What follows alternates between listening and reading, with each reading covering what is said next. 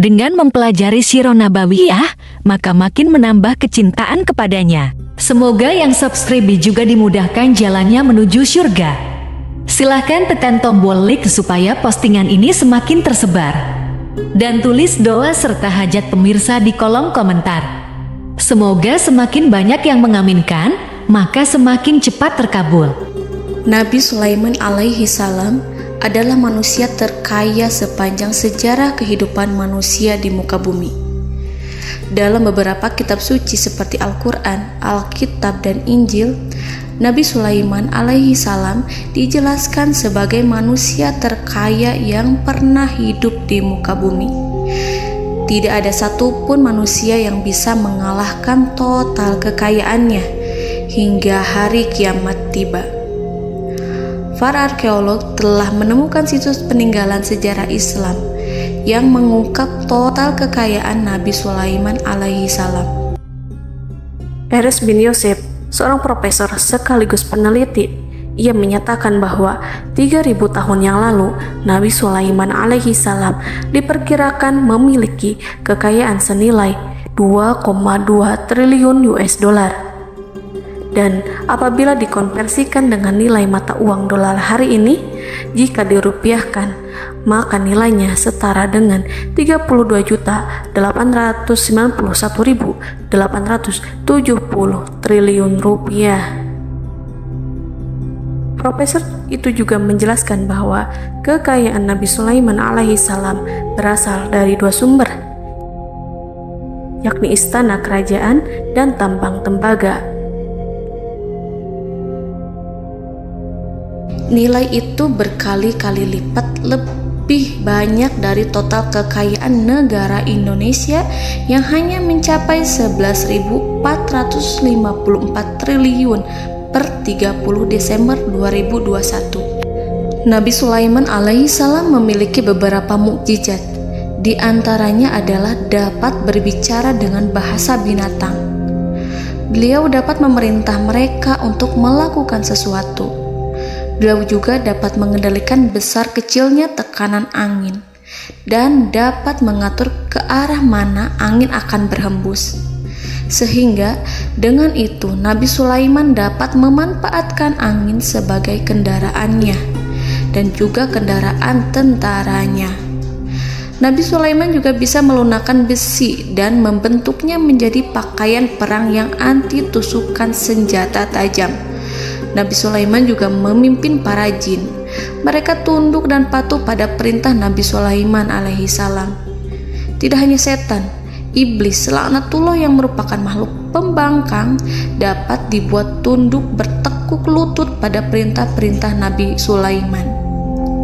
Nabi Sulaiman bisa melakukan teleportasi, yaitu berpindah dari suatu tempat ke tempat yang lain dalam waktu singkat.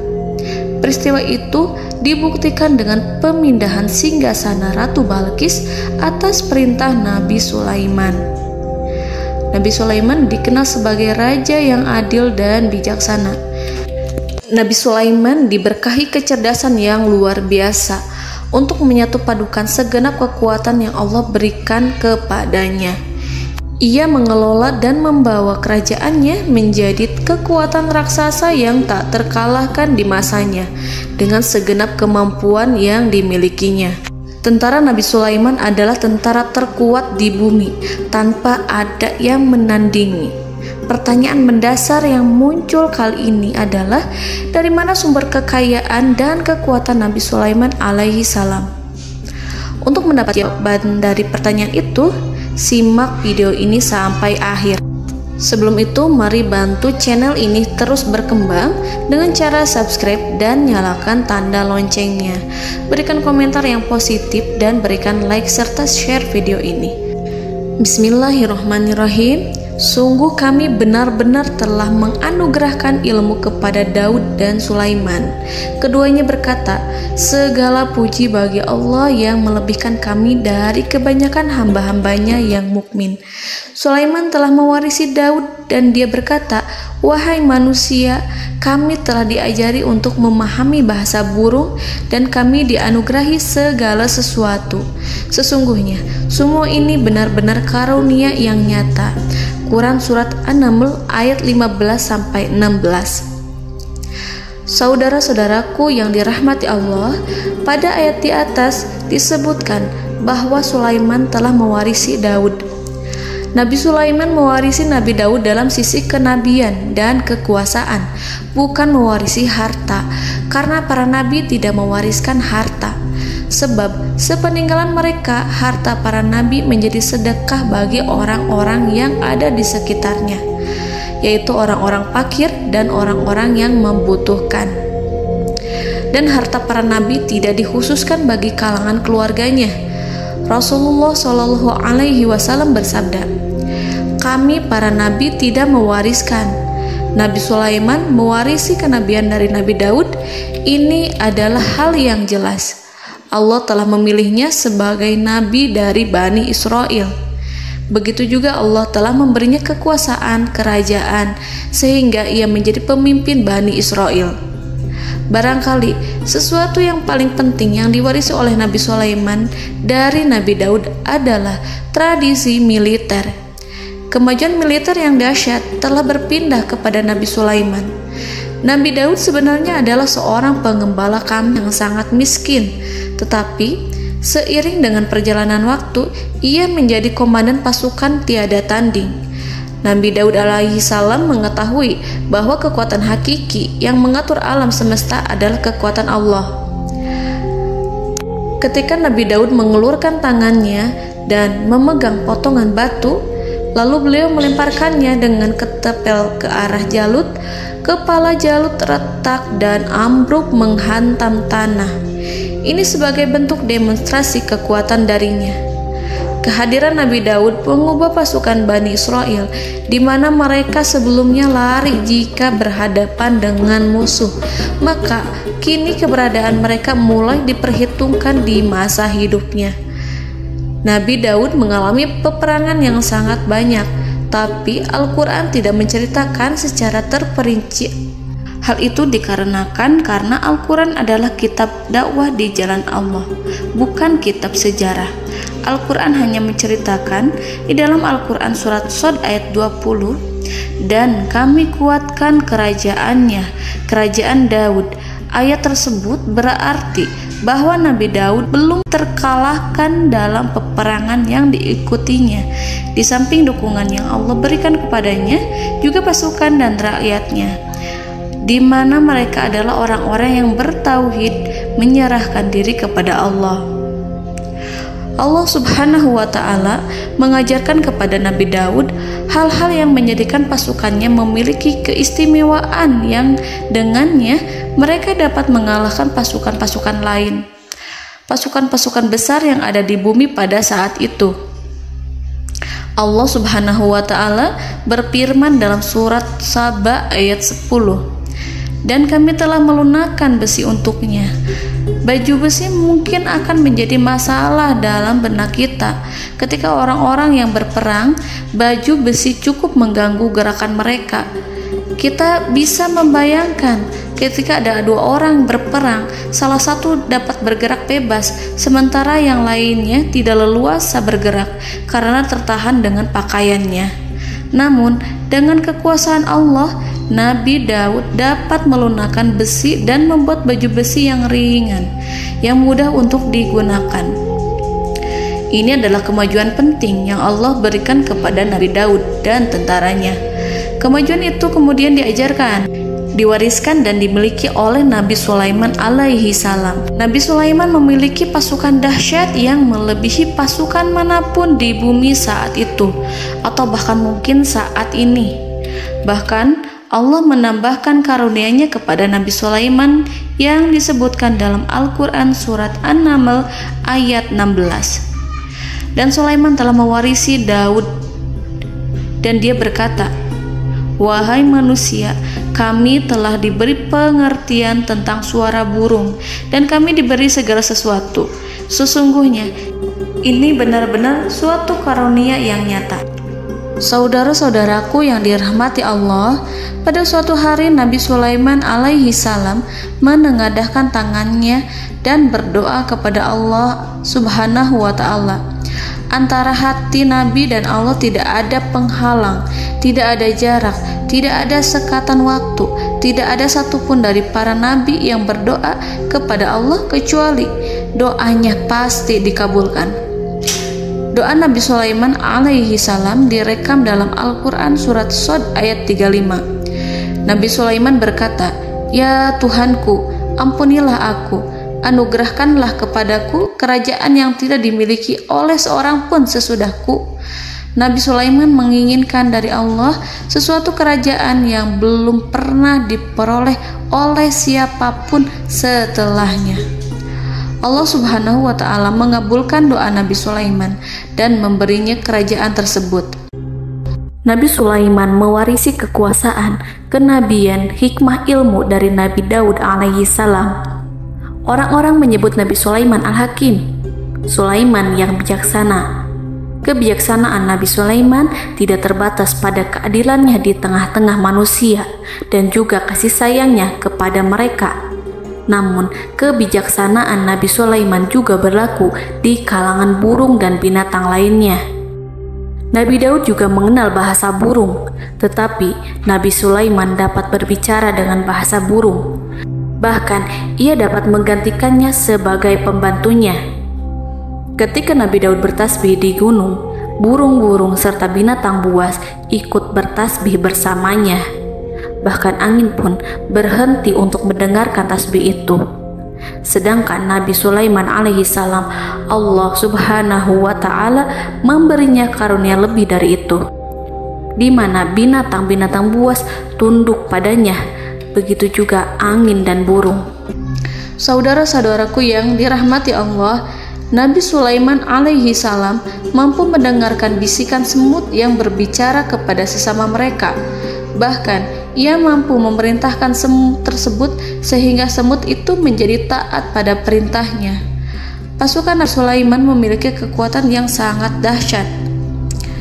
Belum pernah ada di dunia ini satu pasukan pun yang memiliki kekuatan seperti itu.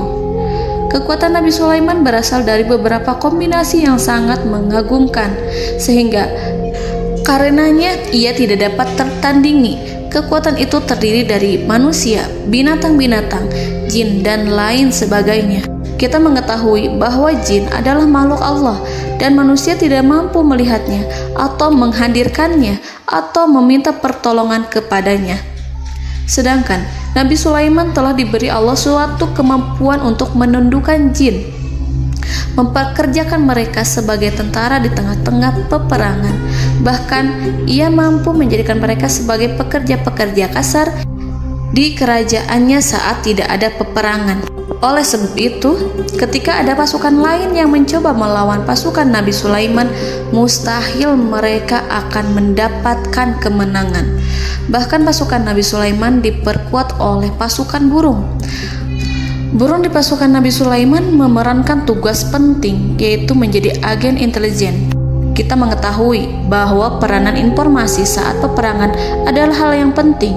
Dari informasi tersebut, pasukan dapat mengetahui keadaan lawannya. Demikianlah peranan burung pada pasukan Sulaiman. Ia terbang di tengah-tengah musuh. Kemudian, ia kembali kepada Nabi Sulaiman untuk menyampaikan berita tentang keadaan lawannya. Di samping jin dan burung, Allah juga menundukkan angin untuk Nabi Sulaiman. Nabi Sulaiman dapat memerintahkan angin dan ia mampu untuk menaiki angin tersebut. Dalam Al-Quran surat Shad ayat 36-40, Allah Subhanahu wa ta'ala berfirman, "Kami tundukkan kepada angin yang berhembus dengan baik menurut kemana saja yang dikehendaki Sulaiman. Dan kami tundukkan pula kepadanya setan-setan, semuanya ahli bangunan dan penyelam, dan setan yang lain yang terikat dalam belenggu. Inilah anugerah kami, maka berikanlah kepada orang lain atau tahanlah untuk dirimu tanpa perhitungan, dan sesungguhnya dia mempunyai kedudukan yang dekat pada sisi kami dan tempat kembali yang baik." Saudara-saudaraku yang dirahmati Allah, Allah Subhanahu wa Ta'ala juga memberikan kemampuan yang tak seorang pun dari para nabi mendapatkannya, yaitu kemampuan untuk memerintah setan. Setan adalah salah satu bagian dari jin. Ia adalah kelompok yang celaka dari bangsa jin. Kelompok ini sebenarnya tidak mampu dikuasai oleh manusia. Bahkan jin yang soleh tidak dapat mengatur setan. Adapun Nabi Sulaiman, Allah telah memberinya kekuasaan untuk menundukkan setan dan mempekerjakannya, bahkan mengikatnya dengan rantai serta menghukumnya jika ia menentang pada perintahnya. Setan membangun untuk Sulaiman istana-istana, patung-patung dan alat-alat perang. Bahkan setan-setan itu menyelam ke dasar lautan untuk mengeluarkan permata dan yakut untuk Sulaiman. Jika di antara setan yang menentang perintahnya, maka Nabi Sulaiman alaihi salam mengikatnya dengan rantai. Ini semua menunjukkan kekayaan Nabi Sulaiman dan kekuasaannya, di mana ia mampu mengatur banyak makhluk di bumi ini. Tentu saja, kemampuan itu semua adalah atas izin dari Allah Subhanahu wa Ta'ala sebagai mukjizat darinya. Allah Subhanahu wa Ta'ala berfirman dalam Al-Quran surat Saba ayat 12, dan sebagian dari jin adalah yang bekerja di hadapannya di bawah kekuasaannya dengan izin Tuhannya, dan siapa yang menyimpang di antara mereka dari perintah kami, maka kami rasakan kepadanya azab neraka yang apinya menyala-nyala. Para jin itu membuat untuk Sulaiman apa yang dikehendakinya, dari gedung-gedung yang tinggi, patung-patung, dan piring-piring yang besarnya seperti kolam, atau periuk yang tetap berada di atas tungku. Saudara-saudaraku yang dirahmati Allah, Nabi Sulaiman yang bijaksana adalah penguasa yang tak tertandingi di muka bumi. Meskipun memperoleh nikmat-nikmat khusus yang agung itu yang Allah berikan kepada Sulaiman, beliau tetap menunjukkan dirinya sebagai manusia yang paling banyak berzikir kepada Allah dan manusia yang paling banyak bersyukur di zamannya. Saudara-saudaraku yang dirahmati Allah, sebagaimana Allah Subhanahu wa Ta'ala memberikan nikmat kepada ayahnya Nabi Daud alaihi salam, di mana ia mampu melunakkan besi, dan Allah mengajarinya bagaimana cara mencairkan besi, maka Nabi Sulaiman alaihi salam dapat memanfaatkan tembaga yang cair untuk peperangan. Dan juga di saat perdamaian, pada saat peperangan, beliau mencampur tembaga dengan besi dan menjadikannya perunggu. Mereka menggunakan senjata-senjata perunggu dalam peperangan seperti pedang, baju besi, dan juga pisau. Senjata-senjata ini adalah senjata yang paling kuat pada saat itu. Sedangkan di saat damai, tembaga digunakan untuk membuat bangunan, perhiasan, dan sebagainya. Meskipun Nabi Sulaiman mendapatkan nikmat yang besar dan karunia yang khusus, Allah Subhanahu wa Ta'ala mengujinya dengan suatu ujian yang dahsyat. Ujian yang akan selalu datang kepada seorang hamba yang soleh. Ketika hamba itu mendapatkan kedudukan besar, maka ujiannya pun menjadi besar. Allah Subhanahu wa Ta'ala menguji Nabi Sulaiman dengan penyakit.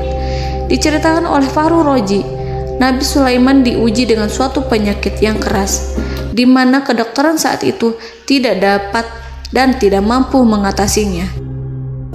Sakitnya Nabi Sulaiman sangat keras sehingga para dokter dari kalangan manusia ataupun jin tidak mampu menghilangkan penyakit itu. Lalu burung-burung menghadirkan rumput-rumput yang dianggapnya sebagai obat, tetapi Nabi Sulaiman tak kunjung sembuh. Semakin hari penyakit Nabi Sulaiman semakin menjadi-jadi, sehingga ketika Nabi Sulaiman duduk di atas kursi, ia duduk bagaikan tubuh tanpa roh. Seakan-akan ia mati karena saking keras penyakit yang dideritanya. Sakit yang diderita oleh Nabi Sulaiman alaihi salam berlangsung sangat lama. Namun Nabi Sulaiman tidak henti-hentinya berzikir kepada Allah dan meminta kesembuhan kepadanya, serta selalu beristighfar dan mengungkapkan rasa cinta kepadanya. Selesailah ujian Allah terhadap hambanya Nabi Sulaiman. Beliau pun sembuh Nabi Sulaiman merasakan kembali kesehatannya setelah ia mengetahui segala kejayaan dan segala kekuasaan serta segala kebesarannya tidak lagi mampu menghilangkan penyakit yang dideritanya kecuali jika Allah menghendaki. Saudara-saudaraku yang dirahmati Allah, Nabi Sulaiman telah membangun tempat ibadah, tempat sujud, sehingga manusia menyembah Allah di dalamnya. Orang-orang yang membangunnya berjumlah puluhan ribu orang. Tentu setiap kelompok dari mereka memiliki pekerjaan masing-masing. Di antara mereka ada yang mencairkan tembaga, di antara mereka ada yang tukang pahat, ada yang tukang ukir, ada yang membelah batu, ada yang memotong kayu, ada yang mendatangkan rumput-rumput dari Libanon, ada yang mendatangkan emas dan menjadikannya lempengan-lempengan yang mengkilat untuk menutupi kayu serta untuk melapisi dinding-dinding. Bahkan golongan jin pun membantu membangun tempat tersebut, tentu dengan perintah dan bimbingan Nabi Sulaiman. Mereka membuat patung-patung yang besar, membuat bejana yang besar untuk tempat makan para tentara dan pekerja, yaitu bejana seperti gunung. Karena saking berat dan besarnya, mereka juga membuat tempat-tempat minum yang besarnya seperti kolam. Nabi Sulaiman mengawasi para pekerjanya dan juga mengurusi masyarakatnya, di mana beliau mengenali problem mereka dan berusaha memecahkannya. Beliau juga mengawasi pasukan dari kalangan binatang dan burung. Beliau mengetahui apabila ada satu di antara mereka yang tidak datang, kemana ia pergi serta mengapa ia pergi. Nabi Sulaiman menguasai pengetahuan itu semua. Nabi Sulaiman bukan hanya mengetahui problem tentara-tentaranya dari kalangan manusia ataupun tentaranya dari kalangan burung, namun ia juga menunjukkan kasih sayang terhadap semut, di mana beliau mendengar bisikannya dan tidak suka untuk menginjaknya. Nabi Sulaiman selalu menundukkan kepalanya ke bumi sebagai bentuk rasa rendah diri dan syukur kepada Allah.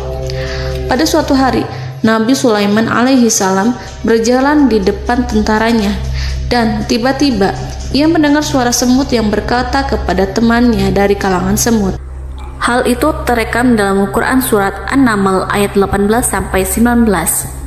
Wahai semut-semut, masuklah ke dalam sarang-sarangmu agar kamu tidak terinjak oleh Sulaiman dan tentaranya, sedangkan mereka tidak menyadarinya. Nabi Sulaiman alaihi salam tersenyum mendengar itu dan ia berdoa, "Ya Allah, ya Tuhanku, berilah aku ilham untuk tetap mensyukuri nikmat-Mu yang telah Engkau anugerahkan kepadaku dan kepada kedua orang ibu bapakku, dan untuk mengerjakan amal soleh yang Kau ridhoi, dan masukkanlah aku ke dalam rahmat-Mu, ke dalam golongan hamba-hamba-Mu yang soleh." Saudara-saudaraku yang dirahmati Allah, meskipun Nabi Sulaiman mendapatkan kekuasaan dan memiliki tentara yang besar, namun beliau menunjukkan kasih sayang terhadap bangsa semut. Beliau mendengarkan bisikannya dan melihat semut yang ada di depannya. Oleh karena itu, tak mungkin baginya untuk menginjak golongan semut itu. Nabi Sulaiman bersyukur kepada Allah telah memberinya nikmat, yaitu nikmat rahmat dan kasih sayang.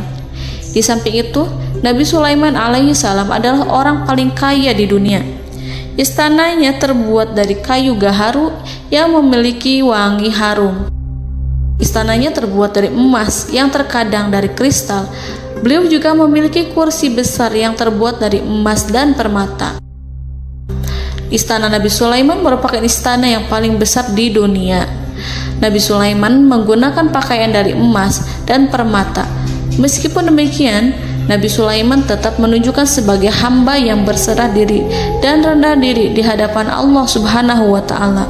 Nabi Sulaiman yang merendahkan diri di hadapan Allah, ia selalu sujud kepada Allah, sebagaimana ayahnya yang selalu bertasbih pada Allah.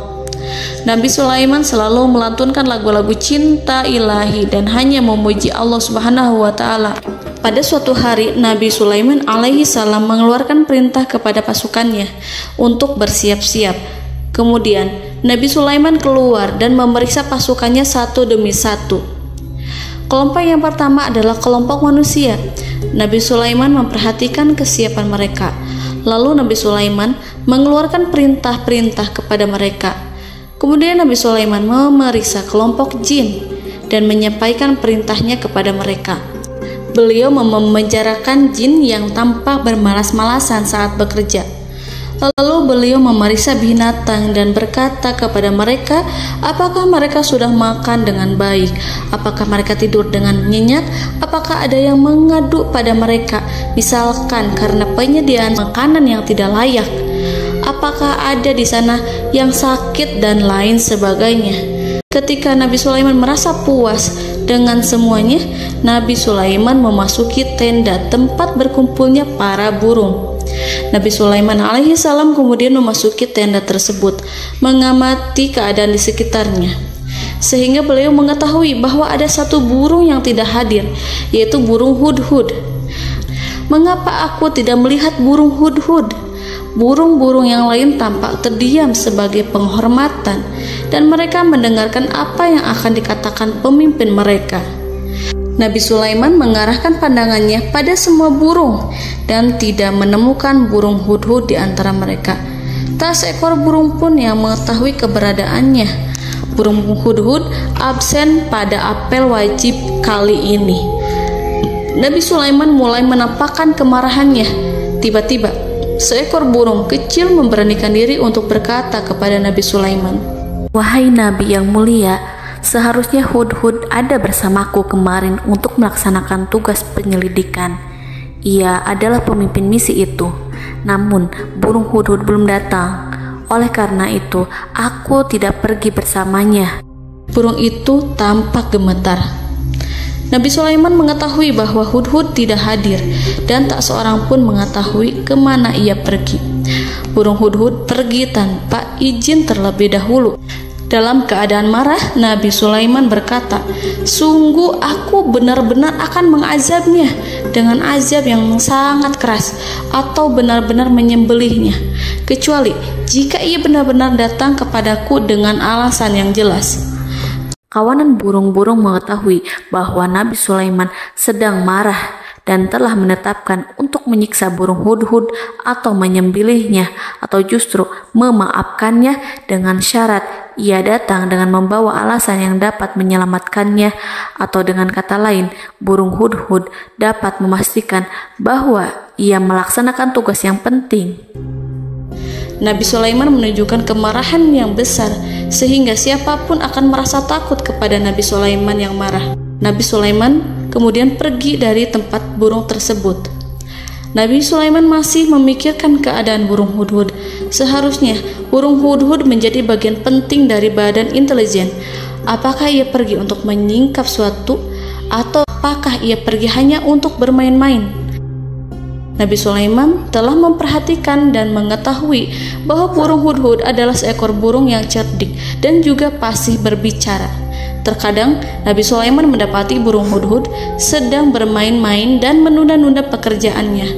Namun ketika Nabi Sulaiman melihatnya, burung hudhud memahami bahwa perbuatannya tidak benar. Oleh karena itu, ia tidak boleh menyampur adukan antara waktu serius dan waktu bermain. Tidak lama setelah itu, burung hudhud tiba di tempat para burung. Burung-burung yang lain berkata kepadanya, "Wahai hudhud, pergilah engkau ke tempat Nabi Sulaiman. Jika ia mengetahui bahwa engkau telah sampai, jiwamu benar-benar terancam." Mendengar itu, burung hudhud segera beranjak. Ia terbang menemui Nabi Sulaiman. Pada waktu itu, Nabi Sulaiman sedang duduk bersama tentaranya yang lain. Burung hudhud berdiri. Ia telah merencanakan untuk memulai pembicaraan dengan Nabi Sulaiman sebelum Nabi Sulaiman bertanya kepadanya kemana dia pergi. Ini sebagai bukti bahwa hudhud telah melaksanakan suatu tugas yang penting. Dalam Al-Quran Surat An-Naml ayat 22, burung hudhud berbicara, "Aku telah mengetahui sesuatu yang kamu belum mengetahuinya, dan kubawa kepadamu dari negeri Saba suatu berita penting yang diyakini seakan-akan burung hudhud hendak berkata, 'Aku adalah hudhud yang miskin, tapi aku mengetahui apa yang tidak engkau ketahui, dan aku telah datang kepadamu dari kerajaan Saba dengan membawa berita yang sangat penting.'" Nabi Sulaiman tampak terdiam menunggu hudhud menyelesaikan kisahnya. Dalam surat An-Naml ayat 23-24, burung hudhud berkata, Sesungguhnya aku menjumpai seorang wanita yang memerintah mereka. Dia dianugerahi segala sesuatu serta mempunyai singgasana yang besar. Aku mendapati dia dan kaumnya menyembah matahari selain Allah. Dan setan-setan telah menjadikan mereka memandang indah perbuatan-perbuatan mereka, lalu menghalangi mereka dari jalan Allah, sehingga mereka tidak mendapat petunjuk. Burung hudhud diam. Nabi Sulaiman merasa bahwa hudhud menunjukkan kepasihan lisannya. Nabi Sulaiman berkata dalam Quran surat An-Naml ayat 27 sambil menunjukkan senyum manisnya. Nabi Sulaiman berkata, "Akan kami lihat apakah kamu benar wahai hudhud, ataukah kamu termasuk orang-orang yang berdusta." Seakan-akan burung hudhud ingin mengatakan, "Aku tidak berbohong, wahai Nabi yang mulia." Namun diamnya Sulaiman membuat takut sehingga burung hudhud terdiam. Nabi Sulaiman terdiam karena berpikir, lalu ia memutuskan sesuatu setelah itu. Beliau melihat kepada lainnya dan meminta secari kertas. Nabi Sulaiman menulis surat singkat dan menyerahkannya kepada hudhud serta memerintahkan kepadanya seperti yang dikatakan dalam Quran surat An-Naml ayat 28. "Pergilah dengan membawa suratku ini, lalu jatuhkanlah kepada mereka, kemudian berpalinglah dari mereka, lalu perhatikanlah apa yang mereka bicarakan." Al-Quranul Karim hanya menceritakan dalam Quran surat An-Naml bagaimana perginya hudhud dan bagaimana ia menyerahkan surat itu. Lalu Al-Quran langsung menyebut keadaan kerajaan Balqis yang saat itu sedang membaca surat di depan para pembesar kerajaan dan para menterinya. Dalam Al-Quran surat An-Naml ayat 29-31 berkatalah Balqis, "Wahai pembesar-pembesar, sesungguhnya telah dijatuhkan kepadaku sebuah surat yang mulia.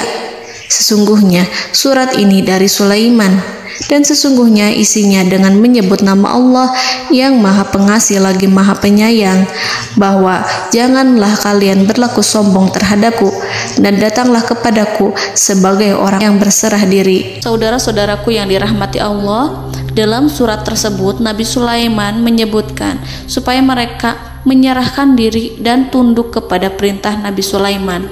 Nabi Sulaiman memerintahkan agar mereka meninggalkan penyembahan terhadap matahari. Nabi Sulaiman tidak mempersoalkan akidah mereka dan tidak memuaskan mereka dengan apapun. Nabi Sulaiman hanya memerintahkan bahwa ia berada di atas kebenaran. Bukankah ia didukung kekuatan yang berlandaskan keyakinan yang dimilikinya? Nabi Sulaiman hanya memerintahkan mereka agar tunduk dan patuh kepadanya. Ratu Sabak menyampaikan surat tersebut di tengah-tengah kaumnya. Dalam Quran surat An-Naml ayat 32 dijelaskan, "Dan berkatalah Balqis, wahai para pembesar, berilah aku pertimbangan dalam urusanku ini. Aku tidak pernah memutuskan sesuatu persoalan sebelum kamu berada dalam majelisku." Saudara-saudaraku yang dirahmati Allah, para pembesar istana Balqis menentang surat tersebut. Isi surat itu membangkitkan kesombongan kaum Sabak, di mana mereka merasa lebih kuat. Mereka mengetahui bahwa di sana ada seorang yang mencoba menentang mereka dan mengisyaratkan peperangan kepada mereka. Lalu ia meminta kepada mereka untuk memenuhi syarat-syaratnya sebelum terjadinya peperangan dan kekalahan. Dalam surat An-Naml ayat 33, mereka menjawab, "Kita adalah orang-orang yang memiliki kekuatan dan juga memiliki keberanian yang sangat besar dalam peperangan. Dan keputusan berada di tanganmu, wahai rajaku.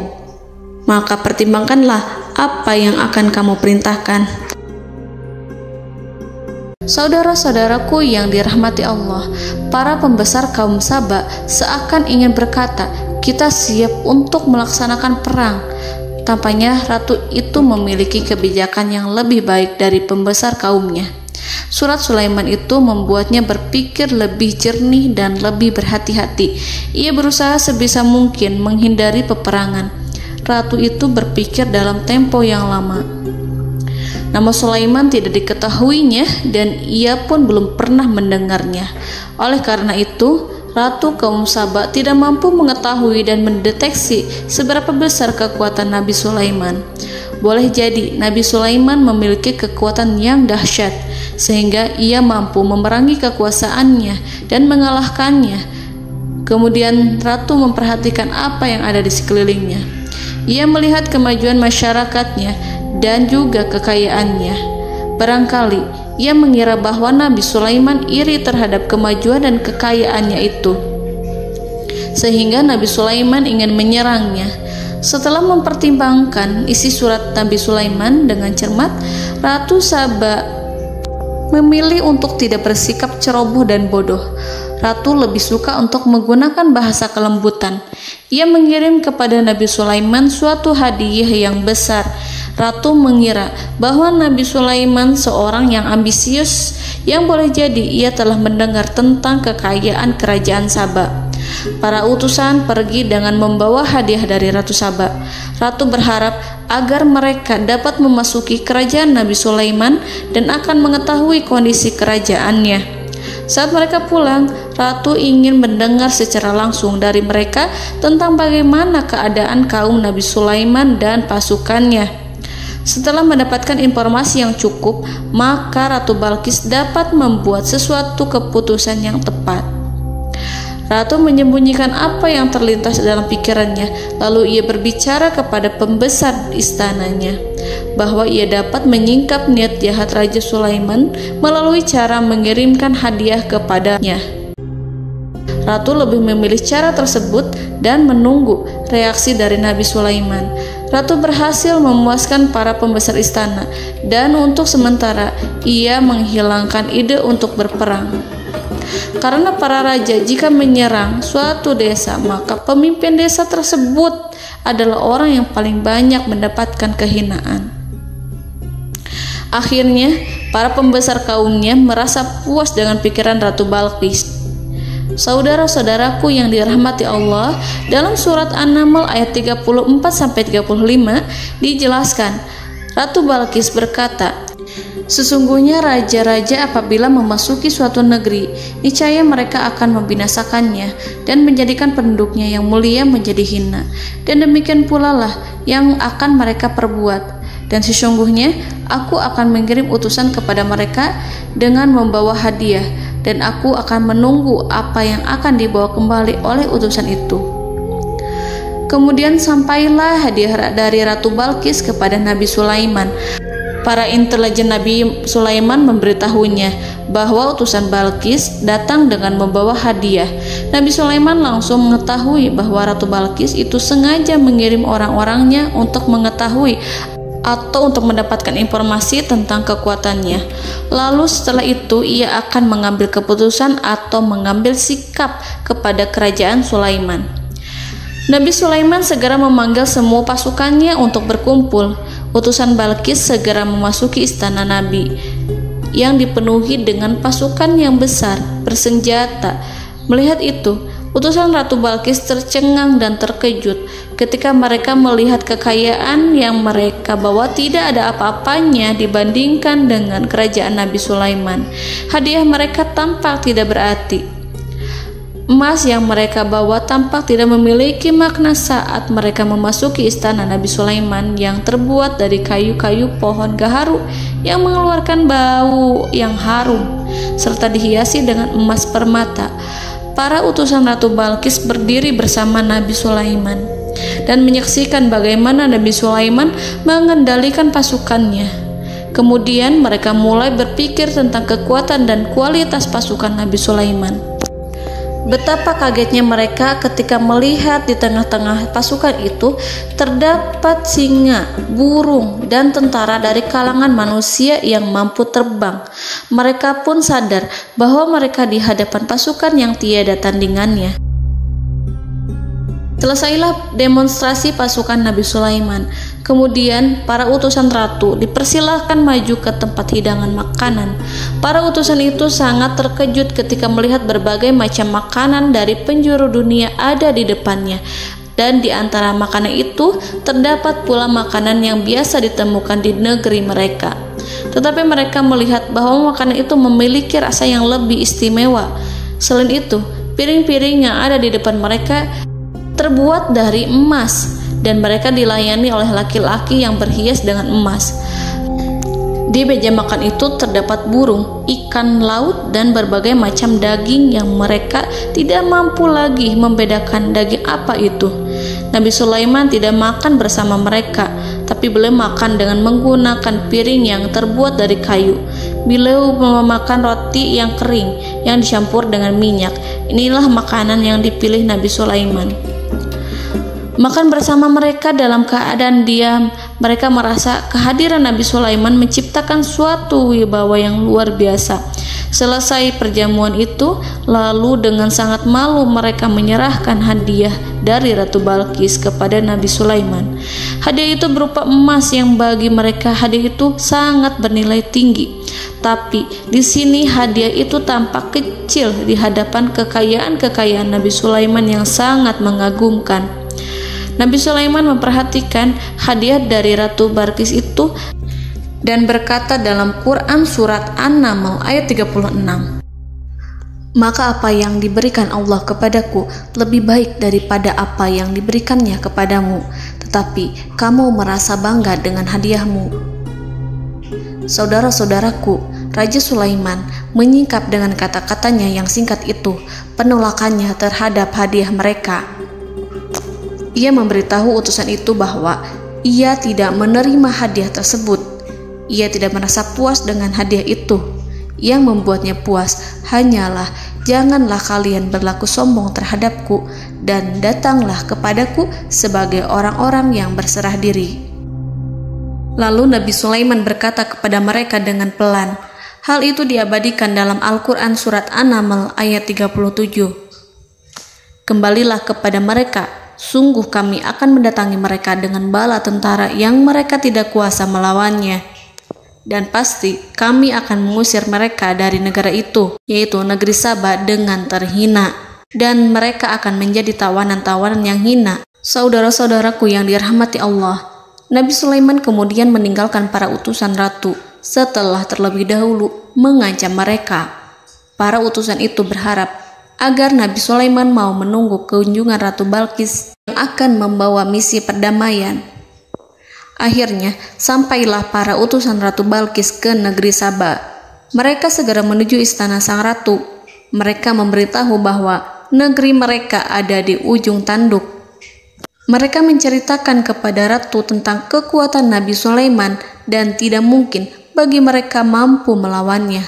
Mereka meyakinkan Ratu Balqis bahwa ia harus mengunjunginya dan melihat sendiri bagaimana kebesaran kerajaan Nabi Sulaiman.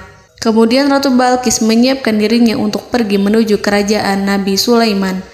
Nabi Sulaiman duduk di kursi kerajaan di tengah-tengah para pembesarnya dan para menterinya, serta para komandan pasukannya. Beliau berpikir tentang sosok Balqis. Nabi Sulaiman mengetahui bahwa Balqis menuju tempatnya. Balqis dikelilingi rasa takut. Nabi Sulaiman berpikir sejenak tentang bagaimana matahari disembah. Ia memikirkan bagaimana informasi yang diterima oleh intelijennya tentang kemajuan kerajaan Balqis dalam bidang kesenian dan ilmu pengetahuan. Nabi Sulaiman bertanya kepada dirinya sendiri, apakah kemajuan menjadi penghalang untuk mengetahui kebenaran? Apakah ratu itu senang dengan kekuatan yang dicapainya? Dan ia membayangkan bahwa kekuatannya adalah segalanya. Dengan kemajuan yang dimilikinya, Nabi Sulaiman ingin membuat kejutan agar ratu mengetahui bahwa Islam yang diyakini oleh Nabi Sulaiman adalah satu-satunya yang mampu mendatangkan kemajuan dan kekuatan yang hakiki, sehingga ia dapat membandingkan antara keyakinannya dalam menyembah matahari beserta kemajuan yang dicapainya dengan keyakinan Nabi Sulaiman beserta kemajuan yang diraihnya. Saudara-saudaraku yang dirahmati Allah, para mata-mata Nabi Sulaiman telah memberitahunya bahwa hal yang sangat disegani dan dikagumi oleh kaum Balqis adalah kerajaan Saba, yaitu singgasana Ratu Balqis. Singgasana itu terbuat dari emas dan batu delima. Singgasana tersebut dijaga oleh penjaga yang sangat disiplin, di mana mereka tidak pernah lalai sedikit pun. Oleh karena itu, sangat tepat apabila Nabi Sulaiman menghadirkan singgasananya di sini, di kerajaannya. sehingga ketika ratu tiba, maka ia dapat duduk di atasnya. Nabi Sulaiman ingin membuat kejutan kepadanya dan menunjukkan bahwa kemampuannya tersebut yang berlandaskan pada keislaman. Nabi Sulaiman melakukan yang demikian itu dengan harapan agar si ratu tunduk kepadanya. Ide itu terlintas dalam diri Nabi Sulaiman. Lalu ia mengangkat kepalanya dan menoleh kepada anak buahnya. Hal itu diabadikan dalam Quran Surat An-Naml ayat 38. Wahai para pembesar, siapakah di antara kamu sekalian yang sanggup membawa singgasananya kepadaku sebelum mereka datang kepadaku sebagai orang-orang yang berserah diri? Saudara-saudaraku, perhatikanlah ungkapan pikiran Nabi Sulaiman tersebut. Semua pemikirannya berkisar tentang keislaman para penyembah matahari, tentang bagaimana beliau dapat memberikan petunjuk kepada mereka di jalan Allah. Yang pertama menjawab pertanyaan Nabi Sulaiman adalah jin Ifrit. Dalam Quran Surat An-Naml ayat 39, berkatalah Ifrit yang cerdik dari golongan jin, "Aku akan datang kepadamu dengan membawa singgasana itu sebelum kamu berdiri dari tempat dudukmu. Sesungguhnya aku benar-benar kuat untuk membawanya, lagi dapat dipercaya." Nabi Sulaiman berdiri dari tempat duduknya. Setelah 1 jam atau 2 jam, jin itu berjanji kepadanya untuk menghadirkan singgasana Balkis. Sebelum itu, istana Nabi Sulaiman di Palestina, sedangkan istana Balkis terletak di Yaman. Antara singgasana tersebut dengan singgasana Nabi Sulaiman berjarak lebih dari ribuan mil. Barangkali pesawat yang cepat sekalipun yang kita kenal hari ini tidak akan mampu membawa dan mendatangkan istana itu dalam waktu 1 jam. Tetapi masalahnya di sini, berhubung dengan kekuatan jin yang serba misterius, Nabi Sulaiman tidak mengomentari sedikit pun terhadap apa yang dikatakan oleh Ifrit. Nabi Sulaiman tampak menunggu tanggapan lain yang mampu menghadirkan singgasana Balkis yang lebih cepat dari jin Ifrit. Nabi Sulaiman menoleh kepada seorang yang di sana, yang duduk di atas naungan. Hal itu diceritakan dalam Al-Quran Surat An-Naml ayat 40. Berkatalah seseorang yang mempunyai ilmu dari Alkitab, "Aku akan membawa singgasana itu kepadamu sebelum matamu berkedip." Maka tatkala Sulaiman melihat singgasana itu terletak di hadapannya, ia pun berkata, "Ini termasuk karunia Tuhanku untuk menguji aku. Apakah aku akan bersyukur atau mengingkari nikmatnya? Dan barang siapa yang bersyukur, maka sesungguhnya dia bersyukur untuk kebaikan dirinya sendiri. Dan barang siapa yang ingkar, maka sesungguhnya Tuhanku maha kaya lagi maha mulia." Saudara-saudaraku, belum lama seseorang yang mempunyai ilmu dari Alkitab menyatakan kalimatnya, sehingga singgasana itu tiba-tiba ada di depan Nabi Sulaiman, yang mampu menghadirkan singgasana itu lebih cepat dari kedipan mata. Al-Quranul Karim tidak menyingkap kepribadian seseorang yang menghadirkan singgasana itu. Al-Quran hanya menggarisi bahwa orang itu mempunyai ilmu dari Alkitab. Al-Quran tidak menjelaskan kepada kita apakah ia seorang malaikat ataukah manusia ataukah jin. Al-Quran sengaja tidak menyingkap hakikat kitab yang dimaksud. Saudara-saudaraku yang dirahmati Allah, setelah melihat singgasana itu, Nabi Sulaiman bersyukur kepada Allah. Ia mulai memperhatikan singgasana sang ratu. Singgasana tersebut merupakan simbol pembangunan dan juga kemajuan, tetapi tampaknya ia hanya sesuatu yang biasa saja jika dibandingkan dengan kekuasaan dan kebesaran ciptaan yang dibuat oleh manusia dan jin di kalangan istana Nabi Sulaiman. Nabi Sulaiman memikirkan dalam tempo yang sangat lama singgasana Ratu Balkis itu. Kemudian beliau memerintahkan agar singgasana itu diperbaiki, sehingga saat Ratu Balkis datang, dia akan mengujinya. Apakah Ratu Balkis dapat mengenali singgasananya ataukah tidak? Dalam Al-Quran Surat An-Naml ayat 41, Nabi Sulaiman berkata, "Ubahlah baginya singgasananya, maka kita akan melihat apakah dia mengenal ataukah dia termasuk orang-orang yang tidak mengenalnya."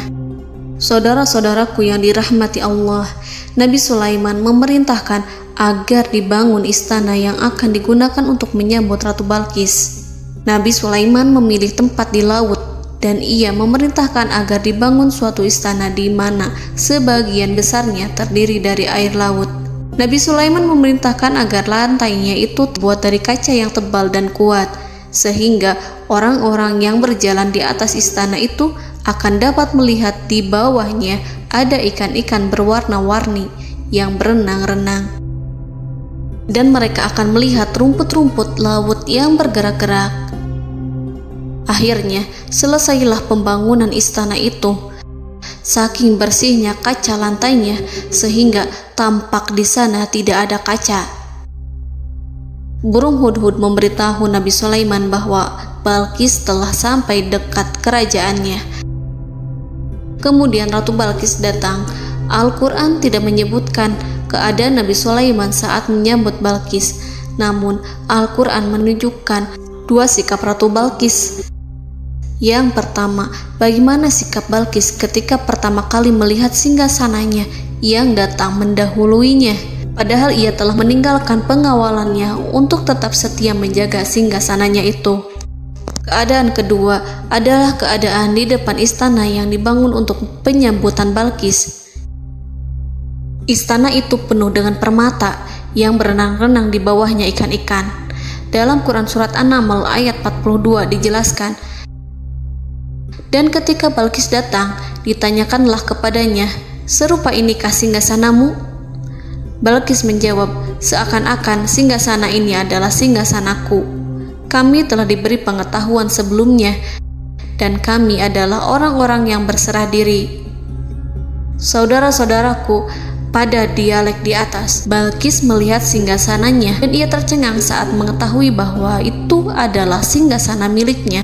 Namun kemudian ia mulai ragu karena melihat tidak sepenuhnya itu singgasana miliknya. Jika itu benar-benar miliknya, lalu bagaimana ia datang mendahuluinya?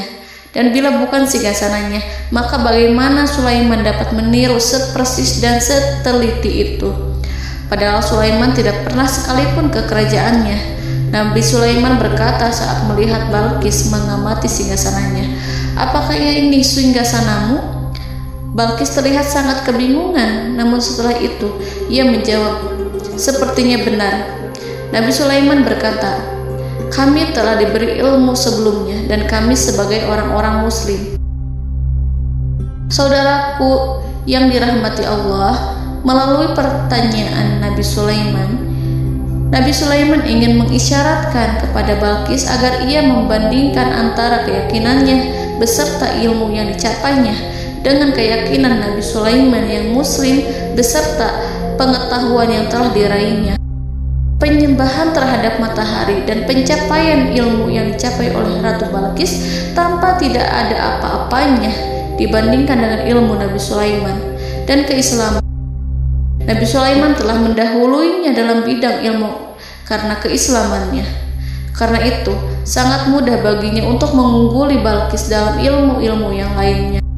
Demikianlah yang disyaratkan dalam pertanyaan Nabi Sulaiman kepada Ratu Balqis. Ratu Saba itu mengetahui bahwa ini adalah singgasananya, di mana singgasana itu datang lebih dahulu daripada dirinya. Beberapa bagian darinya telah diubah saat Balqis masih di perjalanan menuju ke tempat Nabi Sulaiman. Ia berpikir kemampuan apa yang dimiliki Nabi Sulaiman. Ratu Balqis tercengang melihat apa yang disaksikannya, yang berupa buah dari keimanan Nabi Sulaiman dan hubungannya dengan Allah Subhanahu wa Ta'ala. Sebagaimana Balqis juga tercengang ketika melihat kemajuan di bidang ilmu pembangunan, seni, dan ilmu-ilmu yang lainnya. Maka ia tidak lebih kagum lagi saat melihat hubungan yang kuat antara keislaman Nabi Sulaiman dengan ilmunya serta kemajuan yang diraihnya. Dalam Al-Quran Surat An-Naml ayat 43 dijelaskan, dan apa yang disembahnya selama ini selain Allah mencegahnya untuk melahirkan keislamannya, karena sesungguhnya ia terdahulu termasuk orang-orang yang kafir. Saudara-saudaraku yang dirahmati Allah, berguncanglah dalam benak Balqis ribuan hal ketika melihat keyakinan kaumnya runtuh di hadapan Nabi Sulaiman. Ia menyadari matahari yang disembahnya hanya merupakan ciptaan Allah, dan Allah lah yang menggerakkannya untuk hamba-hambanya. Lalu terbitlah matahari kebenaran dalam dirinya. Hatinya diterangi oleh cahaya baru yang tidak akan tenggelam seperti tenggelamnya matahari. Masa keislamannya hanya menunggu waktu. Ratu Balqis memilih waktu yang tepat untuk mengumumkan keislamannya. Allah Subhanahu wa Ta'ala berfirman dalam Quran Surat An-Naml ayat 44. Dikatakan kepadanya, masuklah ke dalam istana. Maka tatkala ia melihat lantai istana itu, dikiranya kolam air yang besar dan disingkapnya 2 betisnya. Berkatalah Sulaiman, sesungguhnya ia adalah istana licin yang terbuat dari kaca. Berkatalah Balqis, wahai Tuhanku, sesungguhnya aku telah berbuat zalim terhadap diriku dan aku berserah diri bersama Sulaiman kepada Allah Tuhan semesta alam. Saudara-saudaraku yang dirahmati Allah, dikatakan kepada Balqis, masuklah ke dalam istana. Ketika ia masuk, maka ia tidak menyaksikan adanya kaca, tetapi ia melihat air, sehingga ia mengira akan bersinggungan dengan air. Lalu ia menyingkapkan sedikit bajunya agar bajunya itu tidak basah.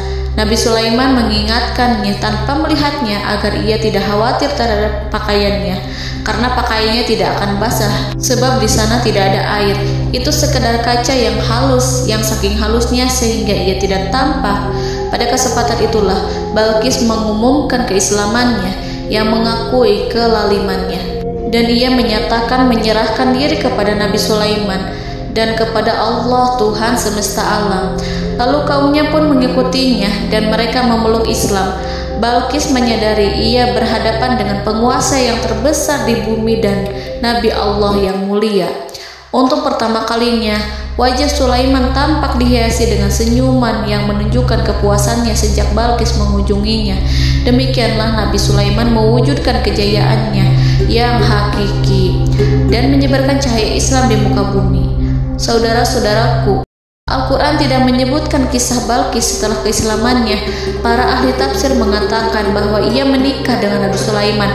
Selain itu, ada yang mengatakan bahwa ia menikah dengan salah satu orang dekat Nabi Sulaiman. Ada juga yang mengatakan bahwa sebagian Raja Habasyah adalah keturunan dari buah perkawinan ini. Wallahu a'lam bishawab. Saudara-saudaraku yang dirahmati Allah, Nabi Sulaiman hidup di tengah-tengah kejayaan dan kemuliaan di bumi. Kemudian Allah menetapkan kematian untuknya, sebagaimana kehidupan Sulaiman berada di puncak kemuliaan dan kejayaan yang penuh dengan keajaiban yang luar biasa, maka kematiannya pun merupakan tanda-tanda kebesaran Allah yang penuh dengan keajaiban. Demikianlah bahwa kematiannya sesuai dengan kehidupannya, sesuai dengan kejayaannya. Allah berfirman tentang kematian Sulaiman di dalam Al-Quran Surat Saba ayat 14. Maka tatkala kami telah menetapkan kematian Nabi Sulaiman, tidak ada yang menunjukkan kepada mereka kematiannya itu kecuali rayap yang memakan tongkatnya. Maka tatkala ia telah tersungkur, tahulah jin bahwa kalau sekiranya mereka mengetahui yang gaib, tentulah mereka tidak akan tetap dalam siksa yang menghinakan. Saudara-saudaraku, kemampuan Nabi Sulaiman untuk menundukkan jin dan mempekerjakan mereka serta hubungan mereka dengan semua itu menimbulkan fitnah di tengah-tengah manusia dalam hal tertentu. Kematian Nabi Sulaiman merupakan batasan jawaban terhadap fitnah ini. Kami tidak mengetahui siapa yang mengklaim bahwa jin mengetahui hal yang gaib. Apakah itu setan yang terkutuk, atau jin yang bodoh, atau manusia yang tertipu? Kami tidak mengetahui siapa yang bertanggung jawab terhadap tersebarnya isu yang keliru ini. Yang kita ketahui adalah bahwa hal tersebut adalah mempengaruhi sebagian manusia dan jin. Barangkali manusia berkata kepada diri mereka, selama jin melakukan perbuatan yang luar biasa ini, maka apa gerangan yang menjadikan mereka tidak mengetahui hal yang gaib itu? Manusia itu lupa bahwa kunci kegaiban berada di tangan Allah. Masalah ilmu gaib tidak akan mampu dikuasai oleh jin dan manusia. Hanya Dia yang mengetahuinya, dan manusia diberitahu hanya sedikit sekali. Saudara-saudaraku yang dirahmati Allah, seakan-akan Allah telah merencanakan bahwa kematian Sulaiman bertujuan untuk menghancurkan pemikiran itu, yaitu pemikiran bahwa jin mengetahui hal-hal yang gaib. Jin bekerja untuk Nabi Sulaiman selama beliau hidup, dan tatkala beliau meninggal, maka tugas mereka menjadi bebas. Nabi Sulaiman meninggal tanpa diketahui oleh jin, sehingga mereka tetap bekerja untuk mereka, tetap mengabdi kepada Sulaiman. Seandainya mereka mengetahui hal yang gaib, niscaya mereka tidak akan meneruskan pekerjaan mereka. Saudara-saudaraku, pada suatu hari Nabi Sulaiman memasuki mihrabnya untuk itikaf ibadah dan beribadah kepada Allah. Tak seorang pun yang berani mengganggu khalwatnya. Mihrab Sulaiman terletak di puncak gunung dan dindingnya terbuat dari permata. Pada suatu hari, Nabi Sulaiman duduk bersandar pada tongkatnya dan ia tampak tenggelam dalam tafakur. Beliau berzikir pada Allah hingga rasa kantuk menguasainya. Lalu setelah itu malaikat maut menemuinya. Nabi Sulaiman pun meninggal. Beliau bersandar kepada tongkatnya. Jin melihatnya dan mengira bahwa beliau sedang sholat, sehingga mereka pun terus melanjutkan pekerjaannya. Berlalulah hari demi hari yang panjang. Datanglah rayap, yaitu semut kecil yang memakan kayu. Hewan itu mulai memakan tongkat Nabi Sulaiman. Rayap itu tampak lapar. Sebagian dari tongkat Nabi Sulaiman dimakan beberapa hari oleh rayap itu. Ketika yang dimakannya semakin bertambah, maka tongkat itu pun menjadi rusak dan kemudian jatuh dari tangan Nabi Sulaiman alaihi salam. Tubuh mulia itu kehilangan keseimbangan dan kemudian jatuh terhempas di bumi. Tatkala tubuh suci itu tersungkur, maka manusia segera menuju ke arahnya. Mereka menyadari dan mengetahui bahwa Nabi Sulaiman telah meninggal dalam waktu yang lama. Jin menyadari bahwa mereka tidak mengetahui hal yang gaib, dan manusia pun mengetahui hakikat ini. Seandainya jin mengetahui hal yang gaib, niscaya ia tidak akan meneruskan siksa yang hina. Mereka tidak akan bekerja kepada Sulaiman. Demikianlah Nabi Sulaiman alaihi salam meninggal dalam keadaan duduk dan sholat di mihrabnya. Lalu berita itu tersebar bagaikan api di bumi. Manusia, burung, dan binatang buas mengantarkan jenazah Nabi Sulaiman. Sekawanan burung tampak sedih dan menangis. Semua makhluk bersedih. Akhirnya tak seorang pun mengetahui bahasa burung di bumi. Meninggallah seorang yang memahami pembicaraan burung, binatang-binatang, jin, dan lain sebagainya. Burung-burung itu berkata, betapa beratnya kehidupan di tengah orang-orang yang tidak mengetahui pembicaraan kita. Allahu a'lam.